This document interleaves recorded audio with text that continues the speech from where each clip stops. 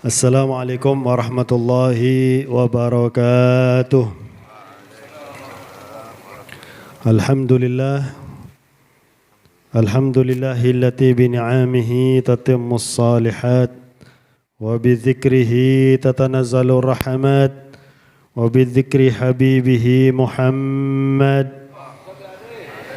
tatanazzalul barakat wa bidzikri awliyaih tatanazzalun nafahat. وصلاة الله وسلامه على سيد السادات سيدنا وحبيبنا وشفيعنا وقرة أعيننا ونور قلوبنا ومولانا محمد وعلى آله وصحبه أولي البينات والتابعين لهم بإحسان من يومنا هذا إلى يوم القيامة. أما بعد, yang saya hormati Al-Habib Abdurrahman bin Abdullah Al-Idrus, Al-Habib Fahmi bin Hasan Al-Habashi, Al-Habib Abdullah bin Alawi Al-Hasani, Al-Habib Ali bin Muhammad Al-Habashi, Al-Habib Abdul Qadir As-Segaf, Al-Habib Ali bin Aqil Al-Khirid, Al-Habib Reza bin Alawi Ba'bud, beserta kalau ada para habaib sayyid yang hadir yang saya tidak bisa sebutkan, yang semuanya saya cintai, yang saya hormati, para ulama, para asatidz, para kiai yang hadir, hadirin, hadirat, yang kita semuanya insyaallah selalu dan senantiasa dirahmati oleh Allah Subhanahu wa taala. Alhamdulillah, kita bersyukur kepada Allah, kembali kita dihadirkan di sisi para kekasih Allah Subhanahu wa taala, orang-orang yang dekat dengan Allah Subhanahu wa taala, yang memang Allah memerintahkan kita, ya ayyuhalladzina amanu taqullaha wa kunu ma'as shadiqin. Wahai orang-orang yang beriman, bertakwalah kepada Allah dan selalulah bersama para shadiqin. Para shadiqin ini para aulia Allah, orang yang sangat yakin dengan Allah Subhanahu wa ta'ala. Karena terkadang keyakinan kita ini maju mundur.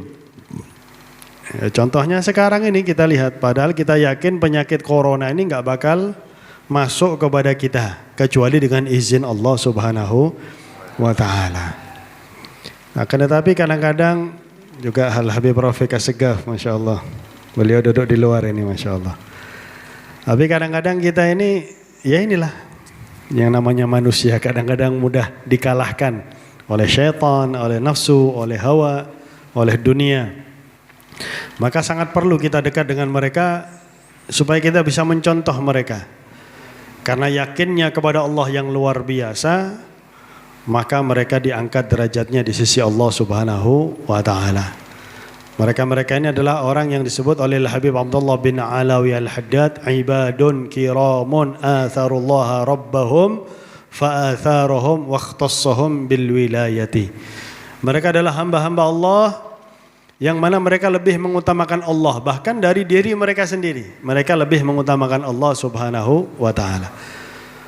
Maka tidak salah kalau mereka itu diistimewakan oleh Allah dari hamba yang lain. Kita saja kalau kerja sama orang, kerja kita profesional, kerja kita bagus, nggak pernah telat, pulang ya pada waktunya, terus selalu ada dan lain sebagainya, selalu siap, maka nggak salah kalau pimpinan kita lebih mengistimewakan kita dari karyawan yang lain, bahkan kadang-kadang dikasih bonus. Bahkan bonusnya dikawinkan sama putrinya pimpinan, ya alhamdulillah. Ini luar biasa itu ya. Apalagi kepada Allah, maka mereka lebih diutamakan oleh Allah, diistimewakan oleh Allah. Wakhtassahum bil wilayati, dan mereka diberi wilayah oleh Allah, mereka diberi kekuasaan oleh Allah Subhanahu wa taala, sehingga disebut sebagai wali. Orang yang memiliki kekuasaan diberi kekuasaan oleh Allah Subhanahu wa taala. Pada pertemuan yang terakhir sudah kita bahas bahwasanya beliau itu menyampaikan, beliau itu mengetahui semua keturunannya. Habib Muhammad bin Idrus ini mengetahui semua keturunannya, baik dari keturunan yang laki atau yang perempuan. Bahkan Wa yara suwarahum, bahkan beliau ini di zaman hidup beliau sudah melihat wajah-wajah para keturunannya sampai hari kiamat. Sudah dilihat oleh beliau, sudah diberitahu oleh Allah Subhanahu wa taala. Bahkan beliau melihat mereka itu di alam arwah. Terus melihat mereka di alam asybah, alam dunia ini. Dan kalau melihat alam barzakh, Habib Muhammad bin Idrus melihat keturunan-keturunannya di alam barzakh meskipun belum ada keturunannya.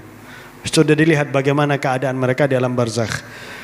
Dan alhamdulillahnya ini beliau mengatakan, saya melihat mereka ke tempat-tempat mereka dan derajat mereka di surga Allah. Alhamdulillah beliau hanya nyebut surga. Berarti alhamdulillah insyaallah. Amin ya rabbal alamin. Berkatnya beliau insyaallah, dan kita juga yang cinta kepada beliau insyaallah. Amin ya rabbal alamin. Kemudian beliau melanjutkan, wa qala radhiyallahu anhu, atanaqqulu fi mahallin ila mahallin fihi naw'un tarawuhun lil insan walaula dzalika ma ta'addadatil maratib wal maqamat wal ahwal.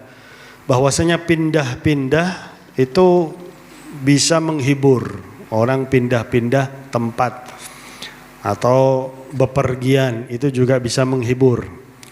Akan tetapi terkadang perpindahan itu bisa meninggikan derajat wal maqam di sisi Allah Subhanahu wa taala. Contohnya para aulia datang dari Hadramut ke Indonesia. Ini tujuannya apa? Malah Al-Habib Taufik bin Abdul Qadir As-Segaf beliau mengatakan, para aulia dari Hadramut datang ke Indonesia ini apa tujuannya mereka? Kalau tidak lain dan tidak bukan ingin memberikan kebaikan ke Indonesia dan mencetak para ulama, katanya beliau. Jadi para ulama sekarang ini cetakan para aulia yang datangnya dari Hadramut. Kalau bukan karena mereka, contohnya sudah Sunan Ampel. Sunan Ampel memang datangnya dari India. Kemudian kalau diurut ke Marbat, Sayyidina Muhammad Sahibul Marbat yang ada di Oman. Kalau diurut kembalinya ke Hadramut juga, karena beliau keturunan Ammul Faqih. Apa tujuannya datang ke Indonesia ini apa? Padahal kalau di Tarim sampai sekarang ini ya, sampai sekarang di Tarim itu nikmatnya luar biasa. Ini kenikmatan rohani ya. Saya sendiri kalau bawa rombongan waktu itu, saya waktu itu sering membuat umroh plus Hadramut. Orang-orang yang ikut saya tuh bilang, Habib kepingin kesini lagi Habib. Saya bilang sama mereka, kalian ini baru hanya berapa hari tinggal di Tarim, kepingin kesini lagi. Saya yang 6 tahun tinggal di sini, kepingin kesini terus saya ini.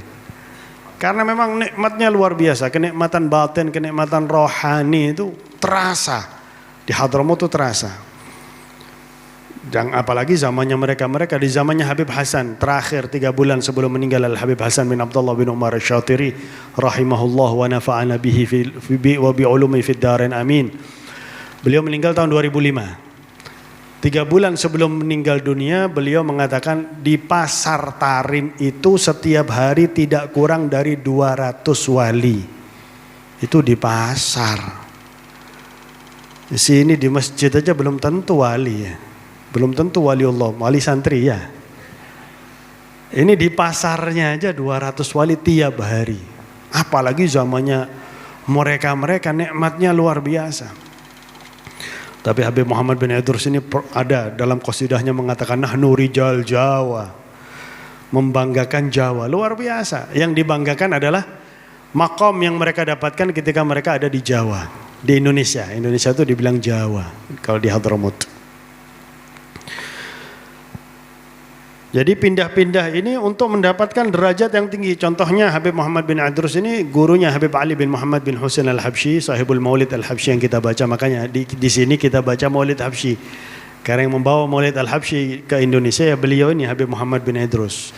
Ketika beliau minta izin kepada gurunya untuk pergi ke Jawa, ke Indonesia, maka termasuk salah satu wasiat gurunya untuk membaca Maulid Simtud Durar atau Maulid Al-Habsyi. Habib Ali bin Muhammad Al-Habsyi mengatakan sesungguhnya orang-orang pergi ke Jawa untuk mendapatkan hal-hal yang bersifat duniawi. Walakin waladana, akan tetapi anak kami, disebut anak. Muhammad bin Idrus pergi ke Jawa untuk mendapatkan maqam As-Siddiqiyatul Kubra. As-Siddiqiyatul Kubra itu maqam yang tertinggi di kalangan para aulia Allah. Di atasnya Sultanul Aulia, di atasnya Qutbul Ghauth, Makom yang pertama kali dipegang oleh Sayyidina Ali bin Abi Thalib. Kalau ada nabi setelah Rasulullah, merekalah para as-siddiqiyatul kubra, merekalah yang menjadi nabi. Tapi enggak ada nabi setelah Nabi Muhammad sallallahu alaihi wa alihi wa sahbihi wa baraka wasallam. Dan abah saya Al-Habib Idrus bin Abu Bakar Al-Habsyi mengatakan Al-Habib Muhammad bin Idrus Al-Habsyi itu mendapatkan maqam bukan karena ilmunya, padahal ilmunya tinggi, luar biasa. Bukan karena ibadahnya, padahal ibadahnya luar biasa. Tapi mendapatkan maqam yang tinggi tersebut karena akhlaknya yang luar biasa. Tidak ada orang duduk sama Habib Muhammad bin Idrus kecuali merasa dirinya adalah orang yang paling dicintai oleh Habib Muhammad bin Idrus. Sebagaimana akhlak Nabi besar Muhammad SAW. Kita kadang-kadang kalau sudah terkenal sedikit ada bahasa jaim namanya ya. Jaga image. Followernya 10.000, oh, sudah begini sudah. Followernya 12.000 udah begini. 14.000 begini. Nah, jadi kesandung kalau jalan nanti. La ilaha illallah, repot ya. Na'udzubillahi min dzalik. Ma'anal matlub ma'ak haitsu ma kunta. Padahal Allah itu dimanapun bersama kamu. Allah itu selalu bersama kita, enggak pernah berpisah dari kita Allah Subhanahu wa taala. Wa qurbuhu minka fi awwali khutwatin ka qurbuhu minka fi muntahas siyar. Dekatnya Allah dengan kita dari awal kita berjalan di jalan Allah sampai akhir kita berjalan di jalan Allah, itu Allah selalu dekat dengan kita. Tapi yang namanya pindah-pindah, contohnya Al-Habib Idrus Al-Jufri Palu. Beliau ke Palu, kemudian beliau enggak diterima dakwahnya di sana. Ke Jawa Timur, datang kepada Al-Habib Saleh bin Muhsin Al-Hamid Tanggul. Ya Habib, dakwah saya enggak diterima Habib di Palu Habib. Habib Saleh bin Muhsin Al-Hamid memejamkan mata dan mengatakan masyilak magom fi Jawa. Kalau kamu mau tetap di Jawa, kamu enggak bakal jadi wali. Magomak fi Palu. Magom kamu tuh ada di Palu. Kawin di sana. Maka Habib Idrus kawin sama putri raja, dakwahnya diterima luar biasa. Habib Idrus bin Salim Al-Jufri itu makomnya luar biasa. Akan tetapi beliau jarang sekali menampakkan keramatnya. Beliau lebih menampakkan ilmunya. Al-Habib Idrus bin Salim Al-Jufri.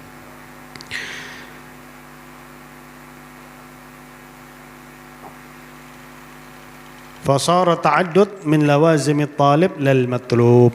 Maka pindah-pindah atau sering ke sana kemari terutama dalam rangka dakwah itu adalah sesuatu hal yang lazim dilakukan at-talib, orang yang mengharapkan ridha Allah. Bukan Allah Subhanahu wa taala, oh saya nyari Allah di Madura. Allah di mana-mana ada. Tapi Allah melihat jalannya kita ini. Jalannya kita kemana? Dalam rangka dakwah di jalan Allah. Jalan kita kemana di dalam rangka ingin menghibur diri untuk sesuatu hal yang diperbolehkan oleh Allah. Oh saya mau refreshing, mau traveling ya kalau bahasa sekarang. Mau ke air terjun Toroan ya, yang di Sokobana, Lencelen, katanya orang Madura Lencelen. Boleh, nggak apa-apa selama di jalan yang diperbolehkan oleh Allah Subhanahu wa taala. Dan kalau kita seperti itu, kita akan melihat bagaimana kebesaran Allah Subhanahu wa taala. Dulu sebelum ada Suramadu, abah saya itu ngomong, ini tahun 94-95, abah saya ngomong, nanti akan ada jembatan yang menghubungkan Surabaya dan Madura, katanya abah. Saya sendiri bingung, ini lewat mana jembatannya ini? Ini tahun 94. Ngomongnya seperti itu. Begitu ada Suramadu, ya subhanallah, ini yang disampaikan sama abah ya. Wallahu alam, abah taunya dari mana wallahu alam. Kita lihat bagaimana manusia bisa menyeberangkan manusia di atas laut. Ini manusia, padahal yang bangun Suramadu itu wong sipit-sipit ya. Yang dikatakan sekarang ini pemimpin sekarang berhasil mengurangi pengangguran di Cina tapi ya. Yang bangun itu orang kafir. Tapi bisa menyeberangkan kita, apalagi saya ya, paling sering ke Madura saya ini, alhamdulillah. Manusia kafir tidak beriman kepada Allah bisa membuat manusia jalan di atas laut. Nah, bagaimana dengan manusia yang takwanya tinggi kepada Allah Subhanahu wa taala? Saya pernah ke Pangkalan Bun, Kalimantan Tengah. Di situ ada makam wali yang panjangnya itu 3 meter. Dibilang ini beb wali datang dari Jawa naik ikan. Ikannya tuh membatu, kecil ikannya. Waduh, saya naik perahu yang agak besar aja ada ombak sedikit, ya agak gemeter juga. Ini naik ikan kecil dari Jawa ke Pangkalan Bun, subhanallah. Karena ini ta'addud itu sering pindah-pindah. Maka Allah melihat kesungguhan hambanya, diangkat derajatnya di sisi Allah Subhanahu wa ta'ala. Li'ajal istikmal guwah al-mar'iyah was-sima', supaya kita orang tersebut lebih kuat pandangan hatinya yang dimaksud. Karena para wali itu memandang hati kita ya. Makanya kita kalau di hadapan para wali itu, kalau di Indonesia sih enak bisa ditutup sama wudhu insya Allah.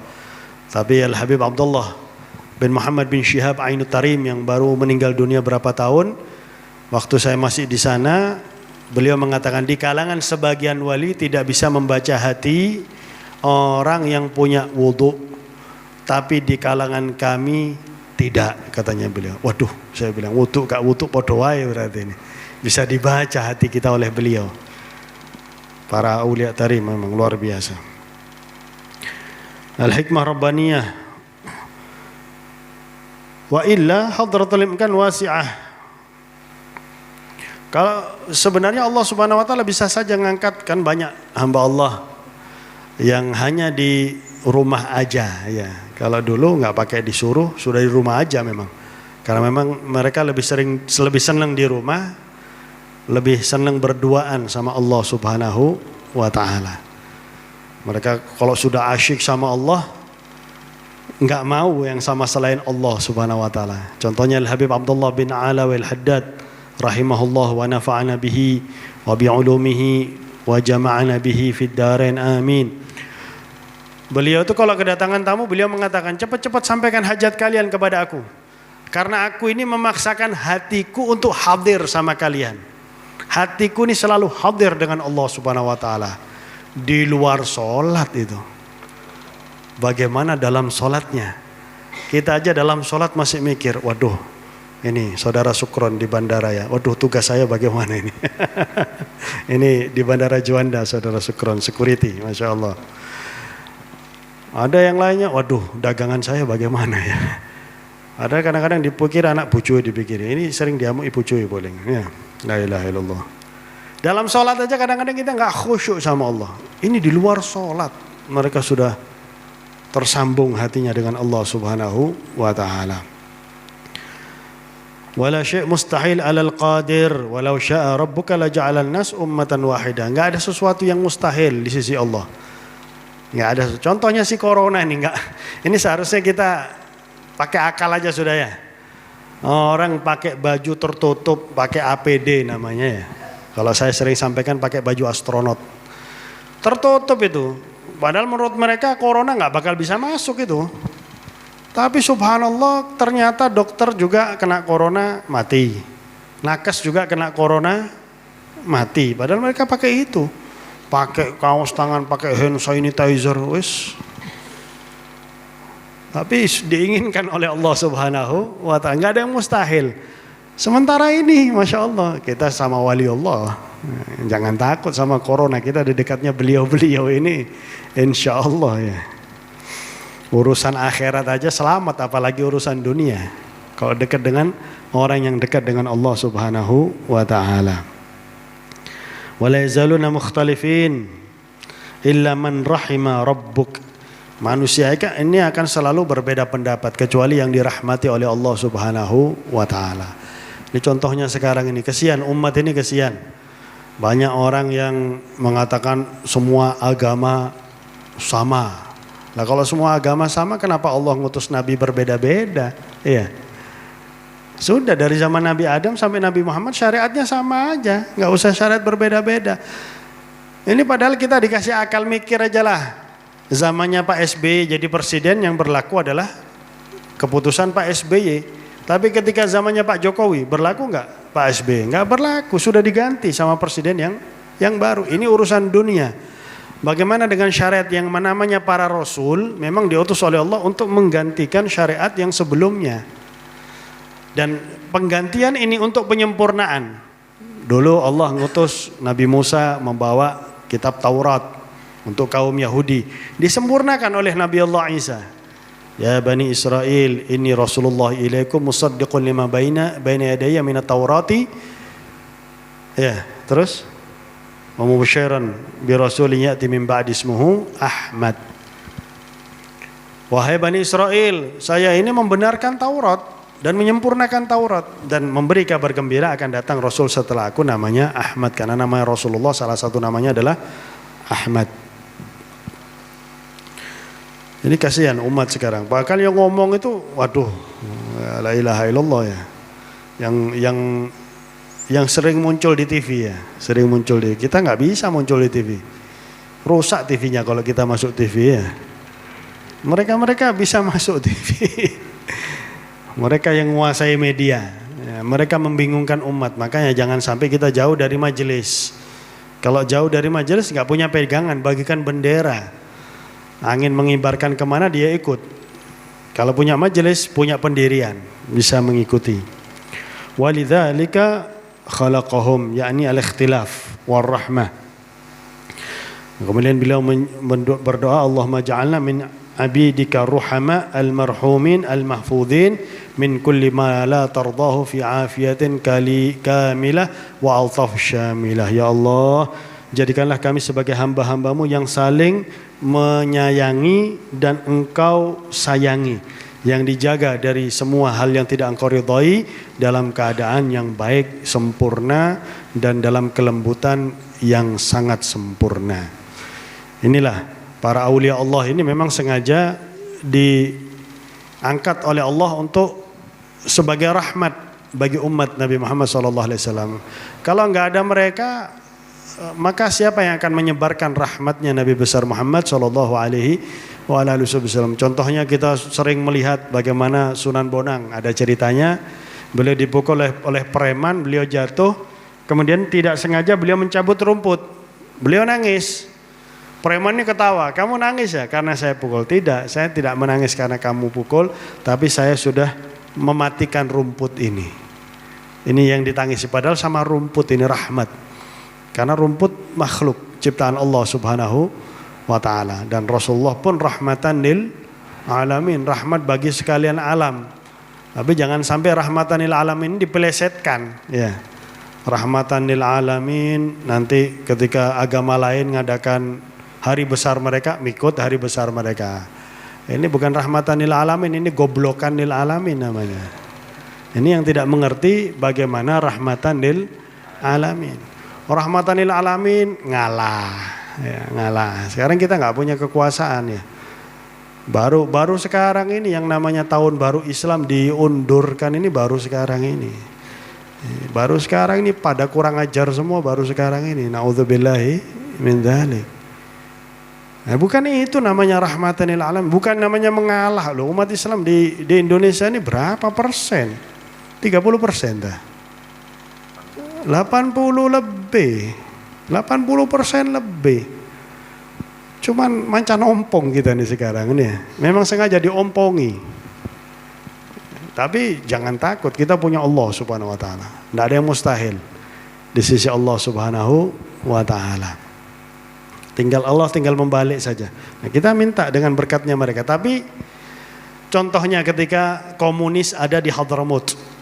Komunis ini kan luar biasa. Seperti kita tahu bagaimana PKI ini ya. Para ulama dibunuhi, para habaib dibunuhi, digorok dan lain sebagainya ini. Ini jangan sampai dilupakan sejarah itu. Jangan sampai si PKI ini bangkit lagi. Nah, kalau bisa di rumah kita harus ada parang di rumah kita nih, harus kita harus nyimpen pedang. Saya sudah nyimpen 4 pedang saya, meskipun tangannya 2 ya. Siap sudah. Jangan mau digorok cuma-cuma ya, harus melawan kita meskipun sama pisau dapur. Ini hati-hati. Kita waspada ya, waspadalah. Sebab mereka tuh nggak beriman dan mereka tuh naudzubillah, sadis. Di Hadramaut seperti itu. Contohnya abah daripada guru kami, Al-Habib Umar bin Muhammad bin Salim bin Hafid. Abahnya Habib Muhammad bin Salim bin Hafid di zamannya komunis itu tetap dakwah. Sementara yang lain dilarang. Yang lainnya ya beda-beda ya. Yang lainnya mengalah bukan karena takut, mengalah demi umat yang selanjutnya. Atau mengalah ngajar diam-diam. Habib Muhammad bin Salim ini sering diperingati sama komunis. Jangan kamu buat majelis. Ya kayak sekarang nih, cuman komunisnya sekarang namanya corona ya.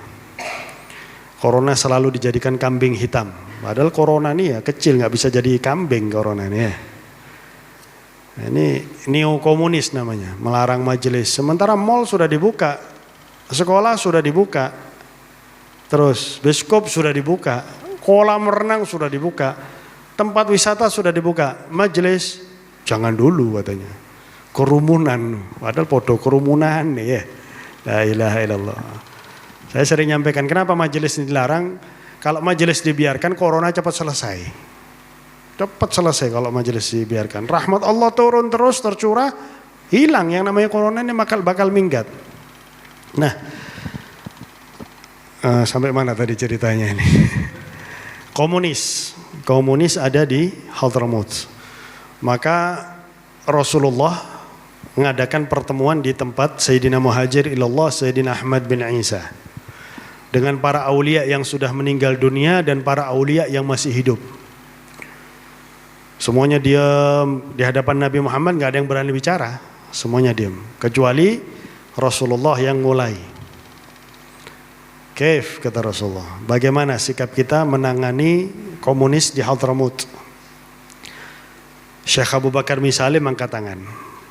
Syekh Abu Bakar bin Salim ini punya kekuatan yang luar biasa.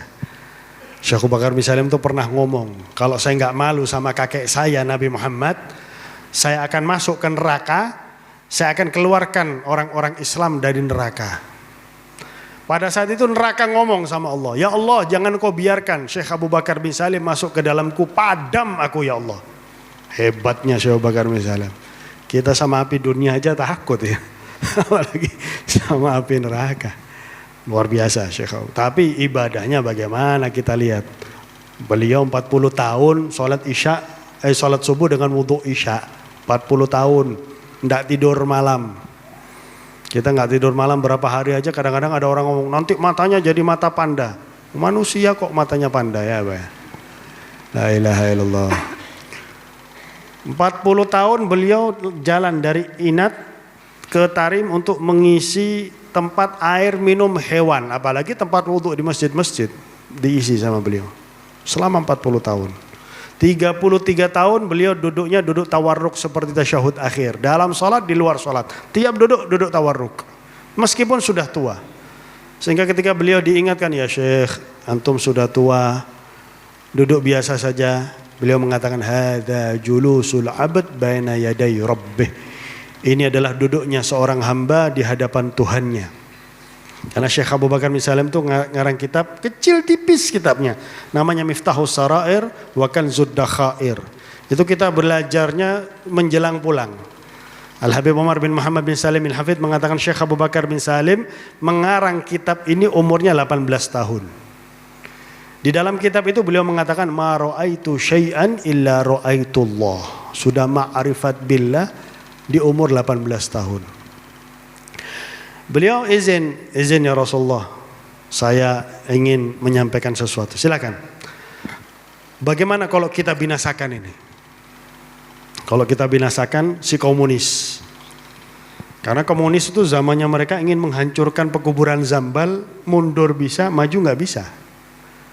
Nah, ini contohnya di Singapura itu ada makamnya Habib Nuh bin Muhammad Al-Habashi, itu agak tinggi makamnya itu. Itu eskavator mau menghancurkan, mundur bisa, maju nggak bisa. Akhirnya pakai manual padahal tanah.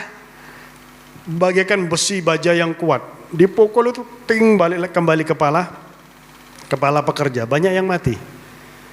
Karena pemerintah Singapura ini ingin menghemat. Kalau jalan jembatan dibuat muter gini lebih mahal $3 juta. Tapi kalau dihancurkan makamnya Habib Nuh dibuat lurus, menghemat $3 juta. Ditandatangani sama ya tokoh-tokoh Islam pada saat itu. Karena memang ya apa, mau bilang apa lagi ya, seperti tokoh-tokoh Islam zaman kita sekarang ini, apa yang ngomong-ngopo, keadaan ini koyok gini ya. Akhirnya nggak berani mereka melanjutkan, muter. Makanya kita lihat kalau kita ziarah Habib Nuh, sebelahnya itu jembatan, apalagi Zambal, luar biasa. Maka Rasulullah SAW mengatakan kepada Syekh Abu Bakar misalnya, bahwa Syekh Abu Bakar, aku tahu rahmatmu, cintamu, sayangmu kepada umatku, tapi ini sudah ketentuan Allah. Kita biarkan ketentuan Allah berlaku sesuai dengan keinginan Allah Subhanahu wa ta'ala. Nah, ini Rasulullah mengajarkan kepada kita, apalagi para wali. Makanya mereka disebut sebagai orang-orang yang siddiqin, orang yang yakin dengan Allah. Mereka adalah orang yang selalu menerima ketentuan Allah Subhanahu wa ta'ala. Dan mereka betul-betul yakin ketentuan Allah itu baik bagi mereka. Karena kita ini nggak tahu apa yang baik bagi kita. Kita inginnya, saya ingin punya duit banyak, saya ingin punya ini ya, saya ingin jadi presiden supaya corona cepat selesai misalnya ya. Tapi Allah tahu apa yang terbaik bagi kita sebagai hamba Allah. Contohnya ketika Nabi Allah Musa ini terakhir. Ketika Qarun datang kepada Nabi Allah Musa, Qarun mengatakan, ya Nabi Allah, doakan saya jadi orang kaya. Maka Nabi Allah Musa mengatakan, kalau kamu kaya, kamu nanti nggak hadir majelis saya, nggak hadir majelis lagi. Memang jarang orang kaya hadir majelis, betul? Jarang. Saya live streaming aja, Bib. Yo, saya karepmu wis ya. Kalau kamu kaya, kamu nggak akan hadir majelis saya. Enggak, malah kalau saya kaya, saya akan membantu saudara saya sesama orang yang beriman. Didoakan sama Nabi Allah Musa. Yang mendoakan Nabi Musa ini kaya Qarun, Masya Allah.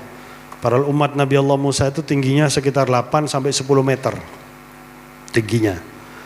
Nah, kunci penyimpanan harta si Qarun ini diangkat oleh 8 orang yang sterk badannya. 8 orang, kuncinya sama mana? Kalah tuh, Gumonas itu kalah sama kunci tempat penyimpanan harta si Qarun ini, karena kayanya luar biasa. Nah, ketika kaya, betul nggak hadir majelis. Nggak hadir majelis. Maka didatangi oleh Nabi Allah Musa. Masih rahmat, karena beliau Nabi. Wahai Qarun, saya kan sudah ingatkan sama kamu, kalau kamu kaya kamu nggak hadir majelis. Dan juga katanya kamu mau nyumbang sesama saudara kamu orang yang beriman. Kamu ini dikasih kekayaan sama Allah, menentang si Qarun. Innama utituhu ala ilmin indi. Saya ini mendapatkan harta yang banyak karena keterampilan saya, karena usaha saya, karena kerja saya kalau zaman sekarang ya. Padahal itu hanya sebab orang mendapatkan rezeki dari Allah Subhanahu wa ta'ala. Maka dia ditenggelamkan oleh Allah Subhanahu wa ta'ala. Dan sampai sekarang kalau kita menemukan harta yang terpendam, disebut harta karun. Jangan lapor ke pemerintah sampai dia ambil sama pemerintah. Buat sendiri aja sudah nggak apa-apa. Penemuan itu namanya luqotoh, menemukan harta di dalam tanah ya. Punya kita, kalau tanahnya punya kita ya punya kita. Atau kalau tanah itu nggak ada yang memiliki, kita menemukan ya punya kita. Kalau memang berbentuk sesuatu, hancurkan aja sudah ya. Jual sedikit demi sedikit di pasar. Kan lumayan. Allah Subhanahu wa ta'ala ngasih sama kita, kenapa kita lapor? Nanti di sana diambil sama orang-orang sana juga nanti. La ilaha illallah. Karena di atas ini juga banyak maling ya. Saya sendiri ketika di Malaysia, Habib, Indonesia itu kaya. Malaysia tak ada kekayaannya, katanya orang Malaysia. Ini bahasa Upin Ipin ya. Malaysia tak ada kekayaannya. Malaysia cuma punya minyak, Habib. Tapi sekarang mereka eksplorasi di Madura, di Nepal sana. Mereka ambil minyak di Nepal, Petronas. Indonesia punya semua, Habib. Ada batu bara, ada emas, ini dan sebagainya. Indonesia kaya.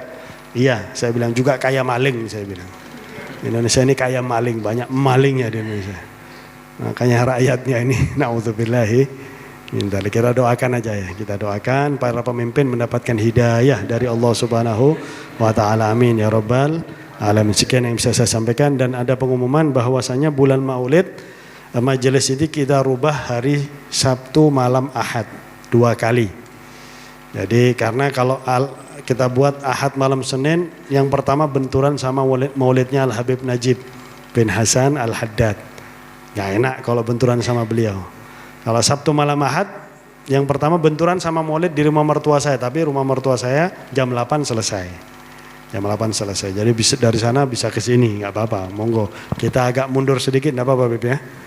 Maulid agak mundur sedikit lah, nambah setengah jam sampai 1 jam karena di maulid pertama kita peringatan maulid.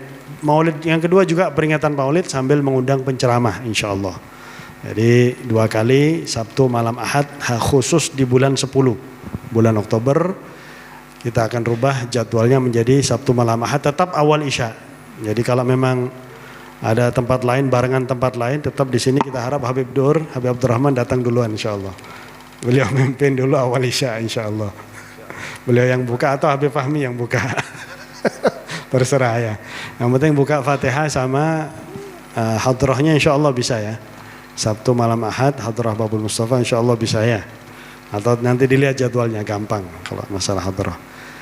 Sekian, dan juga kita doakan para almarhumin, keluarga kita yang sudah meninggal dunia, terutama Hubaba Raguan binti Hamid Bahsin, Said Ahmad bin Hussein Asgaf. Semoga mereka berdua dilapangkan kuburannya oleh Allah, diberi nikmat kubur oleh Allah, dijadikan kuburan mereka berdua dan keluarga kita yang sudah meninggal dunia, dan kalau ada orang tua yang sudah meninggal dunia juga dijadikan kuburannya sebagai taman surga. Amin ya rabbal alamin. Dan juga Haji Muhammad Rehan Fahriza sekeluarga, Haji Zaini Mahdi sekeluarga, semoga dikabulkan semua hajatnya oleh Allah, dan segenap pihak yang membantu untuk majelis ini semua hajatnya dikabulkan oleh Allah Subhanahu wa taala. Amin wa amin rabbal alamin ala hadhihi niyat wa likulli niyatin salihatin wa ala hadratin nabi Muhammad sallallahu alaihi wasallam. Al-Fatihah. A'udzu billahi minasyaitonir rajim. Bismillahirrahmanirrahim. Alhamdulillahirabbil alamin arrahmanirrahim.